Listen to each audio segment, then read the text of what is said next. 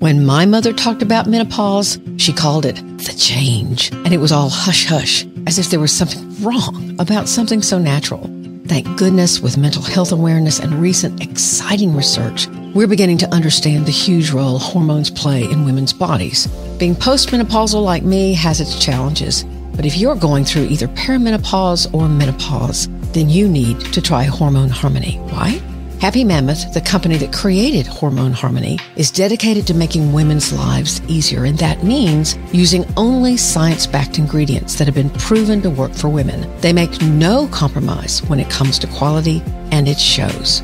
For a limited time, you can get 15% off your entire first order at happymammoth.com. Just use the code SELFWORK at checkout. That's Happy Mammoth, HappyMammoth.com, and use the code SELFWORK for 15% off today.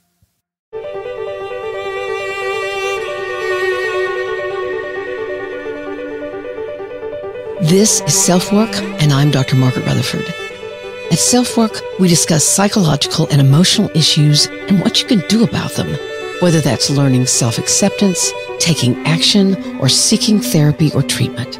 8 years ago, I extended the walls of my practice to reach those of you who might already be knowledgeable about mental health treatment, but also to those of you who might say you'd never darken the door of a therapist. And yet, you are here. I'll answer your questions while I invite you to take a few minutes for your own self-work. If you have to have a fight or flight response in order to deal with a present danger, you need to have a fast-acting chemical to be able to get your body mobilized to fight or to get out of the way. Right. And when our bodies get triggered by a perceived threat, that instant response is something that actually can keep us safe if there is a real danger. So there's a reason why anxiety happens fast and furious. Welcome to this week's edition of SelfWork. Today, I'm interviewing Dr. David Rosemarin, who is actually the director of the Spirituality and Mental Health Program at McLean Hospital, which is an incredible psychiatric hospital. And he is an associate professor of psychology in the Department of Psychiatry at Harvard Medical School. That's a lot of credits. It's interesting because he studies the relevance of spirituality to mental health. And the book that we talk about, Thriving with Anxiety, also includes a good deal of his work there. I so enjoyed interviewing him. Of course, as many of you know, I have anxiety, and so it was especially meaningful to me just as a person. You might be interested to know that his own research has identified that faith in a spiritual being is associated with improved treatment outcomes for depressed patients, and such effects are influenced by the trust in the treatment process. Now, that doesn't mean you're a spiritual being, but if you have faith, it can seem to help. That's really fascinating. Before we get to David, I want to again feature BetterHelp, who is a longtime sponsor of SelfWork. And you get a great offer from them just by being a listener here.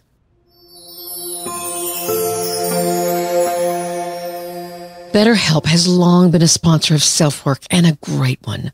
And of the several online therapies out there, they by far have the most highly rated. In fact, I looked it up to make sure. And Forbes has BetterHelp rated more highly over both Talkspace and Online Therapy, the other major online providers. Now, you might be asking yourself, so why would any good clinician want to work for an online service? Let me tell you, those clinicians don't have to take care of all the business details, the paperwork, the insurance filing, the scheduling service. None of it. I myself have been approached by BetterHelp several times to join their network. And when I saw the benefits, frankly, if I hadn't already had too much on my plate, I would have joined. You can communicate through text, chat, video, or phone, whatever is most convenient and works for you. And the number one problem that so many people face when considering therapy, that problem is taken care of for you. What is it? How do I find someone? The BetterHelp website asks you questions, you answer them, and then they find a therapist that fits best for you in your area.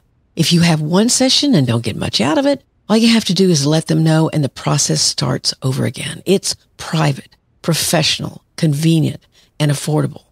These are licensed professionals, someone who's put years into their training so that they can best help you. and so much of the hassle is taken care of for you.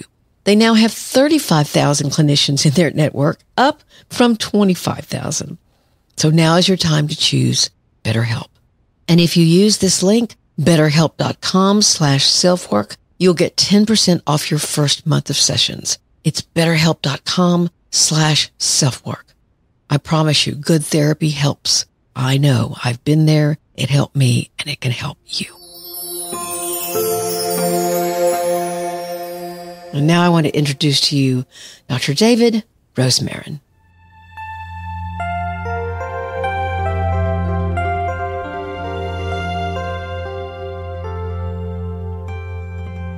David, it is so great to have you here at SelfWork. I shared with you, I don't know if you read it yesterday when I sent off the Zoom invitation.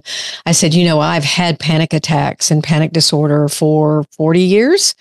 And I well remember the first therapist that said, I'm not going to help you get rid of it. I'm going to help you learn from it. And Great. That was a long time ago. So yeah, I was delighted to read all of that in your book. It's really a mistake a lot of people make. We try to get rid of our anxiety, and almost always that makes it worse. Yeah. Was there a personal reason why this was a subject near and dear to your heart, or is it just so happened that that's what you research or something like that? I don't know if anything just so happens. I think all of us in any area of research and especially maybe in the mental health world, people go into areas of expertise because that's a self-interest, and that's certainly the case in my instance. I've for sure had my share of anxieties over the years. When I was 18, starting college was a difficult period. When I started my program, Center for Anxiety, getting into grad school, even releasing this book has been has been very anxious, anxiety filled in many ways, and at some point, many points along the way, I realized that trying to beat this is not the best approach. Instead, to integrate it into my life and actually learn how to use it in a constructive manner. Tell us a little bit about who you are. I know you're at Harvard. I know you're in New York or somewhere near New York. Sure. I've been in the Harvard system for 15 years now. I started off as a fellow and haven't left. I'm at McLean Hospital, which is a psychiatric hospital. Wonderful psychiatric hospital. Wonderful psychiatric hospital. It really is an amazing place. And I've been there ever since the beginning. I've learned so much about helping individuals with acute psychiatric conditions, which is really what we specialize in. But in addition to that, I started a practice in New York as a solo practitioner. I had only one patient. And I remember the day that I got off the train, because I live in Boston, and I went to New York. And that patient was canceling their session. So those were our modest beginnings, or my modest beginnings. And today, very thankfully, it's a large program. We're doing well over 30,000 psychotherapy visits on an annual basis with close to 1,500 patients, and a wonderful cadre of incredibly trained therapists in different locations in Massachusetts as well as New York and even New Jersey at this point. So it really has grown, and we're very grateful to do what we can. Well, it sounds like you're doing a wonderful job. Certainly the structure of the book, it's called Thriving with Anxiety. I loved the name. The thing I also liked about your book so much is that some of the questions I've always had in my own mind about anxiety, you answered because you talked about the neuropsychology of it, or the actual, for example, why does it take so much longer to calm down than it does to become anxious? And you talked about the acetylcholine and adrenaline issues, and you'd explain it. You can explain it a lot better than I can. Yeah. When we feel anxious, what's happening is our fight or flight system is going off, which is mediated by adrenaline. Right. So our adrenaline is released into the bloodstream, and it has an immediate effect. The reason why is because the fight or flight, we know that we experience it, but there's a biological reason for that.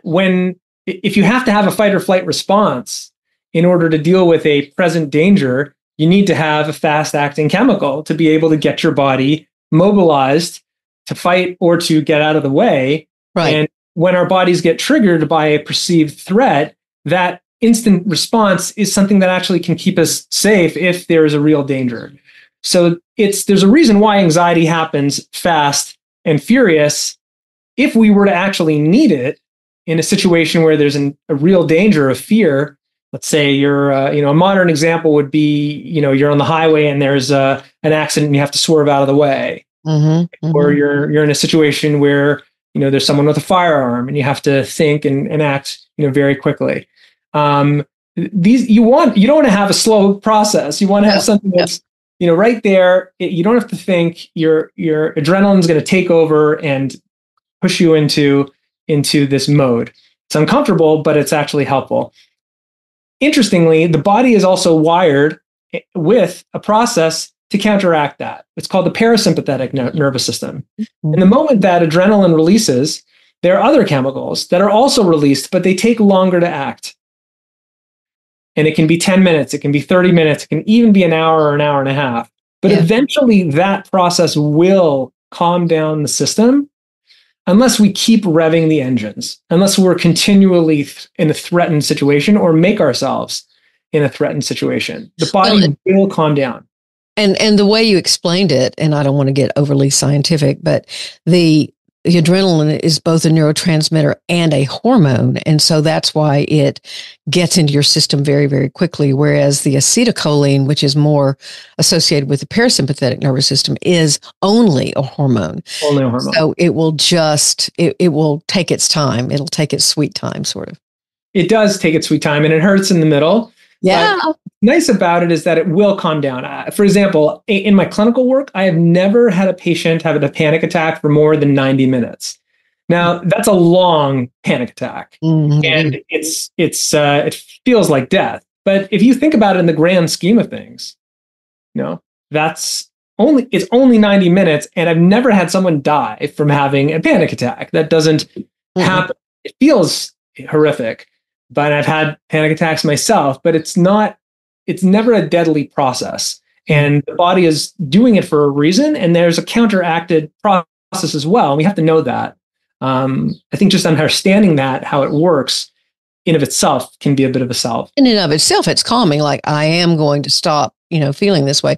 Let's go back for a second and talk about this very basic distinction you make between stress and anxiety, because I had never quite heard it put the way you put it.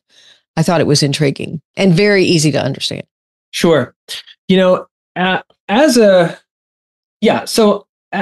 precursor to getting into this, when it comes to anxiety, especially non-clinical anxiety, right? Run of the mill, what most people experience, we need to own it. We need to allow ourselves to experience it. We need to embrace it. When it comes to stress, that's usually not the right approach. And I'll tell you what stress is. Stress is when we have an imbalance between the demands in our life and the resources. So if we have too many demands and not enough resources, we are going to experience stress. Clear example, you're 20 minutes away from an appointment and you only have 5 minutes to get there. The appointment starts in 5 minutes and you're 20 minutes distance away. So you're going to be stressed for at least 15 minutes. Right. But, in theory, it's a mathematical, right? If you have $200 of bills to pay and $100 in the bank, you're going to have $100 of stress, right? Whatever resources you have versus the demands in your life. Right. And it's not bad to have a little bit of depletion where you're trying to catch up and grow and, use your muscles to get there. And there's some inner work and self-work to be able to do that.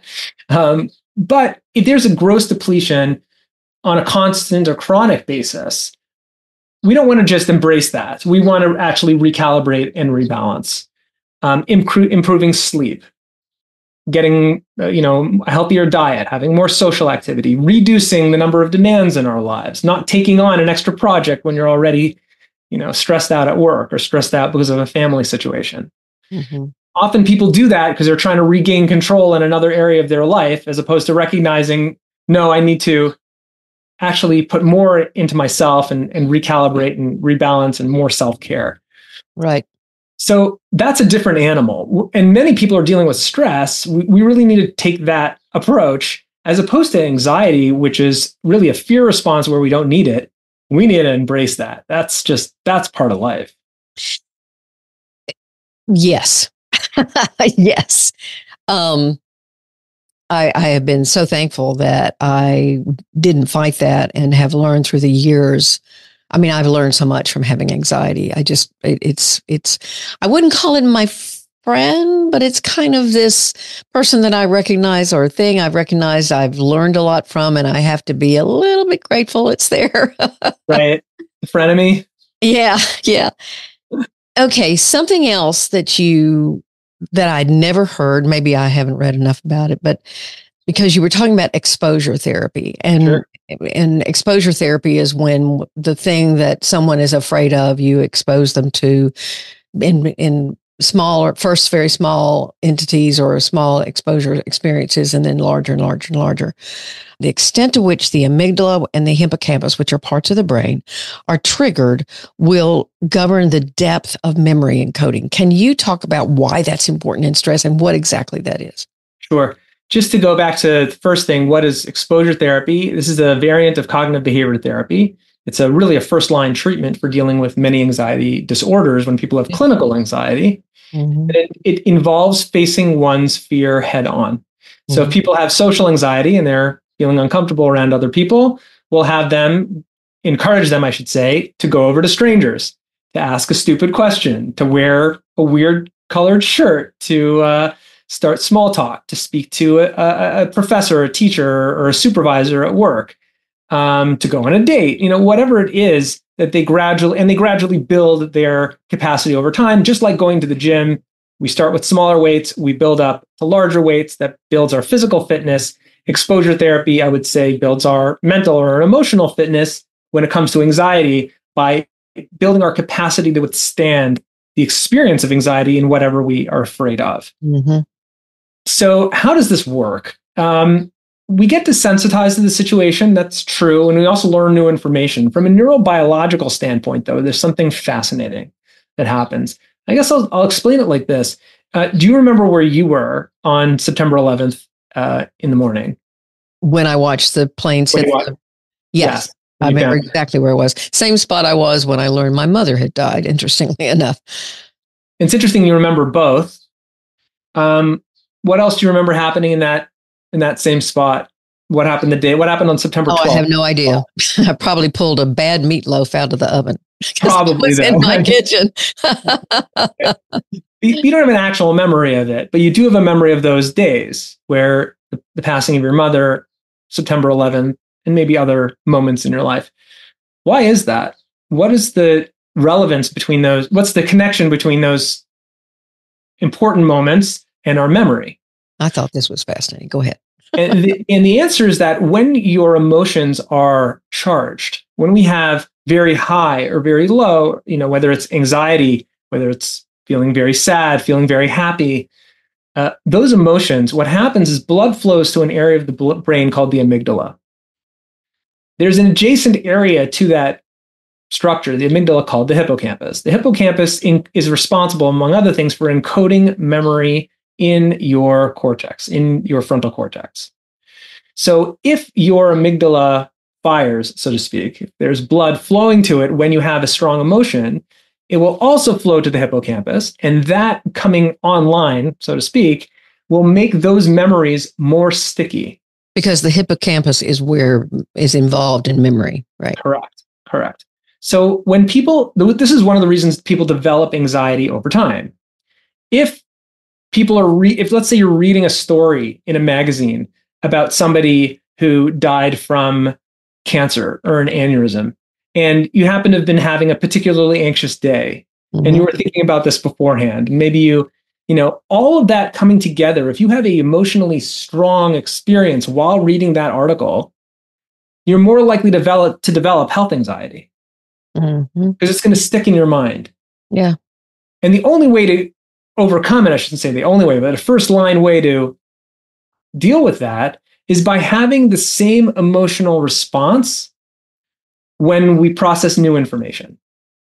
So through exposure therapy, people are thinking about that which they're upset about. They are facing situations that make them anxious, and they're jazzed up. Their amygdala's firing. Their hippocampus is getting tons of blood flow, and they're getting new information in their cortex. I can handle this. I can thrive through this. Mm-hmm. This anxiety is not going to destroy me. Mm-hmm. This isn't something that would be the end. I could be able to make it through this situation. Right. I can ask a stranger a stupid question or go on a date and feel really uncomfortable, and it will resolve. And that new memory becomes encoded and is a new pathway in many ways for the person. And that seems to be the mechanism by which it works. I've done exposure therapy some. I as I was reading, I was thinking, okay, well, when you've got a 12 o'clock scheduled and a 1 o'clock scheduled and a 2 o'clock scheduled as a therapist, exposure therapy becomes a little bit more difficult. Obviously, you have to gear your practice to be able to do that. But I have done some of it. I think one of the most fascinating people was a young man that was afraid of sunlight. And so we very carefully, began a few sessions, walking a couple of steps in the sun and then getting into the shadow and that kind of thing. He got better. It was great. All couples go through times when they feel what I call out of sync. You're seeming to be in one space, but your partner's in another. It's normal. But how do you get back in sync? The newest sponsor of SelfWork, Paired, has an idea. It's an app that's founded on the simple belief that real love takes practice and a little bit of time. This is how it works. You and your partner both download the app, then you pair together, and the app will take care of it from there. You're probably not around each other for hours each day. Paired gives you an easy way to learn more about each other, whether your relationship is new or not. So whether you're just a few dates in or have been together a long time, find the time to connect with your partner and nourish your relationship. With the Paired app, it's easy and fun. It only takes 5 minutes a day. Head to paired, paired.com/selfwork to get a 7-day free trial and 25% off if you sign up for a subscription. Just head to paired, paired.com/selfwork to sign up today. Let me ask you this, because EMDR is obviously an up-and-coming therapeutic mode. And how do you think EMDR, which uses your visualization of something that was very upsetting or had a negative emotional load, and then you're trying to use the mind and the brain to begin to have a different kind of emotional response to it. How do you see EMDR as part of that whole exposure therapy, except it's not in vivo, it's not live and happening in the moment? Yeah. Well, firstly, a lot of exposure therapy is also not in vivo. I mean, when people come back from combat situations, we don't put them back in combat. Right. It's all in the mind. People go through the memories that they have, rethinking it. If people have been through other trauma, of course, we don't put them in those situations. Sometimes people with OCD have fears of dying or the afterlife, right? We don't kill them, but we do have them think about what would it be like to die, what might be waiting for them, and these sorts of discussions. So the mind is used very much in exposure. We call them imaginal exposures. EMDR has really, in some ways, popularized exposure therapy beyond what the CBT world ever did. Oh, I see. Ways. So I do see that as a primary mechanism. Another piece of EMDR, though, is there's the eye movements, or there's the tapping. And I think that sort of, in some ways, gives a person more a sense of control, that they can go into the memory and out of the memory. Right. And one of the things about anxiety is that it seems that it's so overwhelming, and I can't shut it off. I can't turn it on. I can't increase it. I can't decrease it. I don't have a sense of being able to manipulate these feelings. It's governing me rather than me governing it. Exactly. This is more powerful than I am. I can't handle this, and I have no control over it. And I think EMDR in some ways directly gives individuals a better sense of, can I go into it? Can I move away from it? How can I moderate, change my emotional experience, which is in many ways the core of therapy. Yeah, I agree with you. So you say worry is not a feeling or a thought, but a behavior. I have thought, because people tell me, well, I'm worried, that's a feeling. And I'll go, no, it's not a feeling. But I have considered it more of I think your thoughts are on a treadmill and they're going nowhere and just over and over and over and over and over. But you say it's a behavior. Can you talk about that? Sure. Firstly, it wasn't my creative idea. This came from Tom Borkovic, who is he's really a luminary in the world of worry and generalized anxiety disorder, and he's at Penn State University. Been there for decades. He has students who have studied generalized anxiety disorder. Some of them are my colleagues, and really, he's a real tour de force in this area. He said years ago this idea, which struck me, which is why I put it in the book. When we worry, when people are worrying, they're asking the question, what if? What if, I didn't have enough money? What if there were some disease? What if there were... What if I get divorced? What if something's wrong with my child? Yeah. Mm-hmm. Exactly. It's what if. And if you look at what happens there, it's usually a very low level anxiety that pervades. People never answer the question, what if? Mm-hmm. They never actually say, well, what would happen? Right. If there were a diagnosis, if there was someone who got hurt, if, the world were to sustain in uninhabitable temperatures, if there were a global invasion, if people, running out of money, whatever it is, we usually stop ourselves from actually going into the abyss in some way. And in this regard, Borkovic postulated, and I think correctly, worry is of course it's a thought, it's a cognition, but it's a behavior that we engage in to stop ourselves from actually going into the depths of facing uncertainty. It's kind of filler. It's like between me and where I don't want to go, I'm just going to put this worry. Correct. It's a way of stopping myself from really embracing the fact that I am not clear what's going to happen and I am not in control. Mm-hmm. And that's terrifying. When we actually say, I don't know and I can't control this is beyond me, that's very humbling and it's very scary. And it's also true. Right. And once we embrace it, it's actually a strength. Mm-hmm. And how does then this worry as a behavior fit in with anybody who might say to their friend or their spouse, well, that's not very likely to happen. You shouldn't worry about that. Yeah. Use sort of that rational, kind of response. When it comes to run-of-the-mill anxiety, I agree with you that, often that's like, hey, like how likely is it really that this is going to happen? And if someone responds well to that, great. You don't need more. Gotcha. But often that's not the case when people have clinical anxiety. Right. Telling them, giving them a little reassurance, it might help them for a minute, but then 2 minutes later, they're like, but what if this?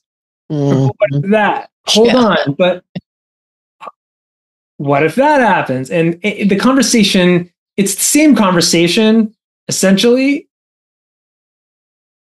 just in a different domain, slightly changed.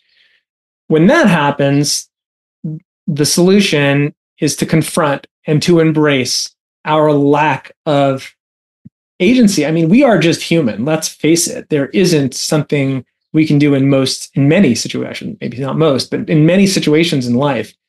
Sure, we have responsibility. And yes, we have the capacity to make an impact on the world, of course.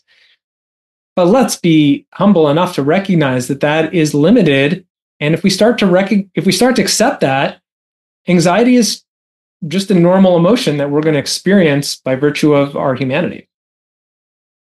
Yes. I love the work of Reed Wilson out of North Carolina. He's an anxiety clinician, and he talks a lot about, you name your anxiety, you externalize it. I am not anxious. My name for my panic is Bob. Bob shows up sometimes. Okay. And, so Bob will, oh, Bob, I can feel you, Bob. You're in my legs and they're starting to shake. And isn't that interesting? Well, why don't you have a ham sandwich and go somewhere else? It's just kind of, it's helped me keep it not like, oh, I'm so anxious. I'm getting anxious. I'm anxious about being anxious. It's more like, Bob, it's given me a way of more emotionally handling it and just kind of trying. Now, sometimes that works really well, and other times it does not. But I think it sounds like there's some reluctance there, though. Like Bob comes and you're like, oh, whatever, fine, you can hang out. I'm not going to force a different emotional reaction to it rather than being afraid of it. But yeah, you're not afraid of him, but you're not happy to see him. Not particularly. That's all right. No. What if that anxiety could actually be a catalyst to increasing our relationships with others, increasing our spiritual growth, increasing our relationship with ourselves, becoming more accepting? I told you before the interview began that I maybe falsely pride myself on reading the whole book and the notes and the acknowledgments and everything I read. And I had a wedding this weekend, and I didn't get to read about the last, half to third of the book.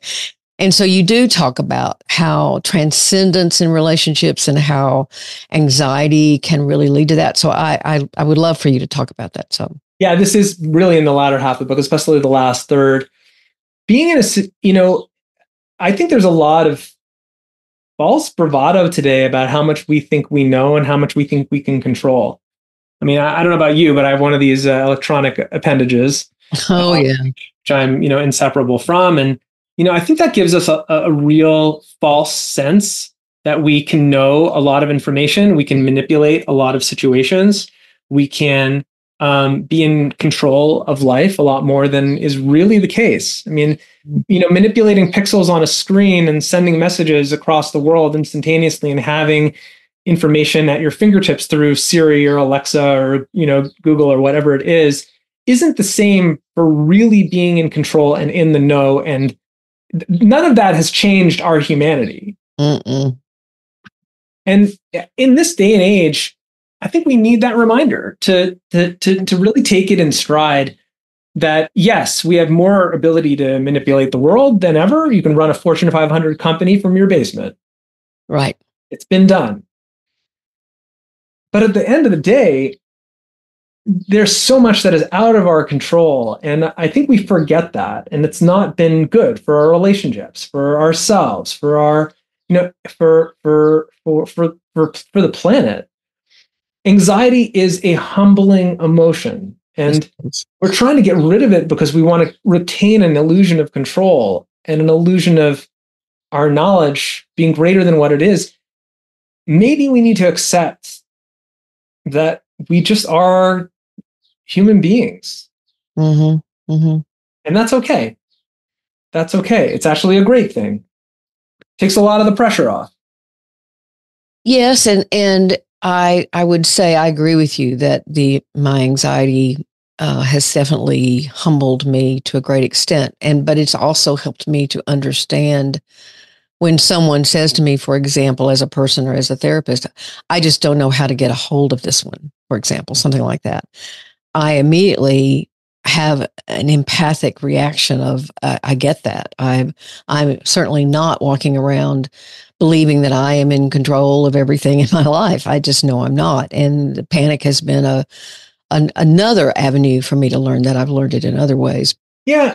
I think they're really independent of people's religious faith or lack thereof. There are human virtues. There's humility.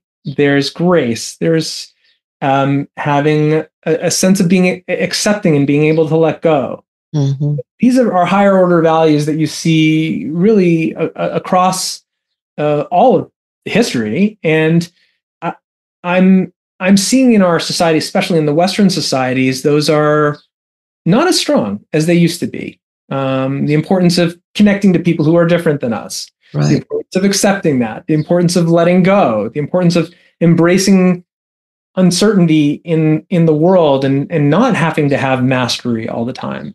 Mm-hmm. There's the phenomenon that I'm sure you're familiar with of helicopter parenting. Yeah. Where it's seen as a terrible thing when children fail or when they're struggling. Mm-hmm. But it's a humbling experience for them to learn the limits of what they can do, to push past those limits, and also to become more accepting today. And I think all of these aspects have spiritual meaning and are really an opportunity that anxiety provides when we lean into it and we fully accept it. Mm-hmm. Yeah, I think it's a beautiful point. By the way, I just read over the weekend that the newer term is called lawnmower parenting. It's even closer cut than allowing me, just making sure there's nothing in the way is nothing. Yeah, beautifully mowed grass for children to trot upon with no weeds or uneven surfaces. No. So I'm not sure you answered my question. Maybe you did. What do you mean again because one of the chapters talks about transcendence, and I'm not sure what you mean by that term. Yeah. Another piece of it, and this is really the last chapter of the book,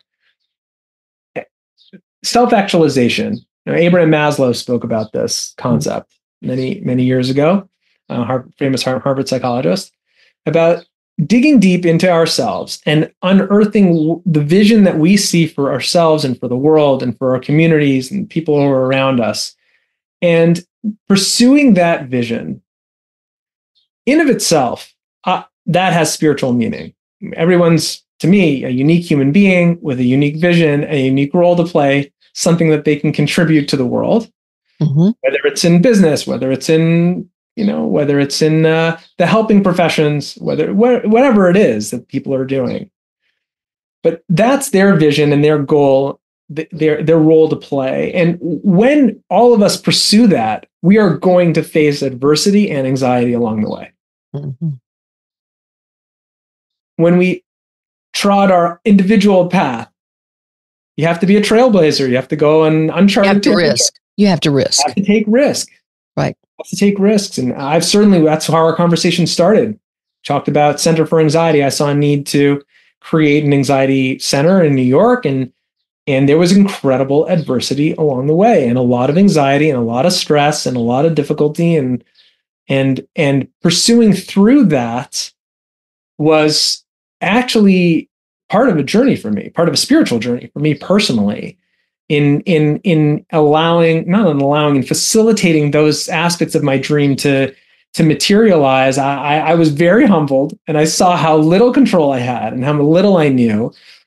But I also saw the importance of pursuing and persevering through the anxiety, through the stress, to simply pursue the dream.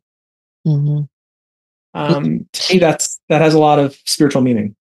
Yes, it does. Yes, it does. I'm reminded of the adage, courage is not the absence of fear, but going forward, being afraid. Great. It's not about the lack of something. It's about knowing you have the skill to tolerate that. So, and you can learn those skills is I think what the message of your book is. And it's a beautiful message. Again, the book is Thriving with Anxiety. This is Dr. David Rosemarin. I so appreciate you being on SelfWork. What's the most anxious thing about working at Harvard? It used to drive me nuts. I felt like I had to keep up with the Joneses, and several years that I was there. At a certain point, now I actually turned to my spiritual mentors about it. I'm like, what do I do? Like, how do I handle this? Yeah. And I realized something, that if I look at my curriculum vitae, my record of academic achievement, as a record of achievement, as opposed to what's missing, everything flipped. And really, since that moment, that was about 10 years ago, I've had a very different experience. Now I have certain goals for myself, but they're modest goals.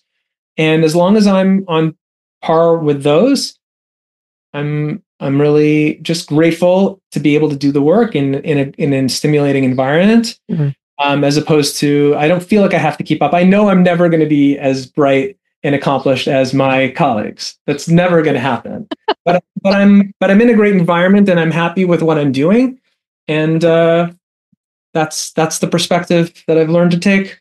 It would be interesting to talk to your colleagues about that. They may have the same sort of idea. I think some of them do. David, thank you so very much. I appreciate it.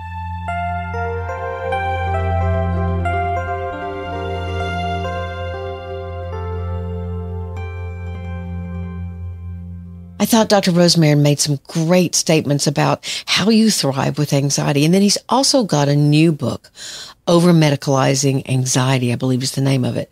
And so he's quite the prolific author. And I think you could tell he's a very genuine person, which is really the only type of person I try to have on SelfWork. Don't forget, if you want to receive our new and free ebook, all you have to do is subscribe to my website, drmargaretrutherford.com, and it is sent to you free of charge. Just go to my website, again, drmargaretrutherford.com, and sign up as a subscriber.